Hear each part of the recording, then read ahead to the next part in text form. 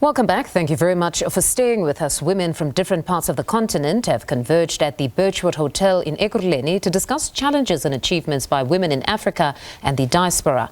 African Women in Dialogue Conference, hosted by the former First Lady Zanele Mbeki, is an annual event that brings together women from different sectors. This year's theme, that looks into how to build a better future for Africa, comes at a time where the continent is grappling with instability in countries such as Sudan and the DRC. To tell us more about the African Women in Dialogue Conference themed Women's Voice and Power as Agents of Change, we're joined by SABC News reporter Ekurhuleni Khumalo. Good afternoon, Ekurhuleni. Thank you very much for joining us on the program. Let's start with the significance of this dialogue or conference. A number of women are attending. Talk to us about its significance. Incredibly important gathering, Fund, especially, we spoke to the former First Lady, Ms. Mbeki, and she said this is almost like a Davos type of a gathering for African women, where they control the narrative, the agenda, the pertinent issues that women face in the African continent, especially, once again, a very critical issue around peace and security, where the women, children, and other vulnerable groups really do bear the grunt when there's a conflict.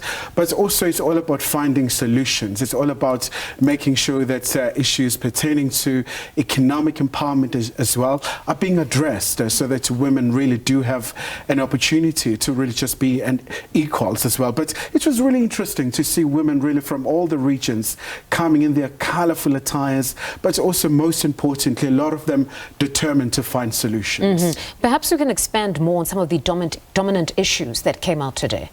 Well, undoubtedly, the current situation in the Democratic Republic of Congo. So many prominent figures also were part of the sessions, the likes of South Africa's former Minister of International Relations and Cooperation, Dr. Naledi Pandor, really calling for a diplomatic solution in the DRC, calling on the leaders, making sure that they do prioritize the issue, but also banking on the United Nations Security Council, that it's a very preeminent institution in terms of finding a solution, in terms of really just addressing what is happening in the DRC, especially in the context of the flagrant violation of human rights, where so many people are really just caught up in this situation, but also the sympathies for the South African troops who unfortunately died in the DRC, who are part of the SADC mission in DRC, but also MONUSCO led by UN.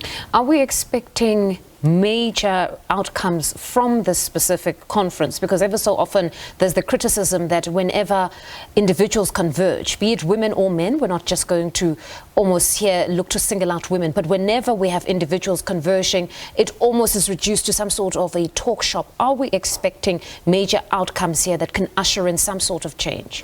So certainly that's a major expectation from the delegates. A lot of them, they say they're tired of converging, where people talk and say this must happen. So it's a matter of making sure that we do see action, especially also banking on very key instruments like the Beijing Declaration, calling for action in terms of addressing issues around gender parity, making sure that women are included on issues around financial inclusion and many other critical issues as well. But what is very interesting about this 5-day dialogue is that it's quite very inclusive in terms of the approach. You have the academics, you have the women from the rural areas.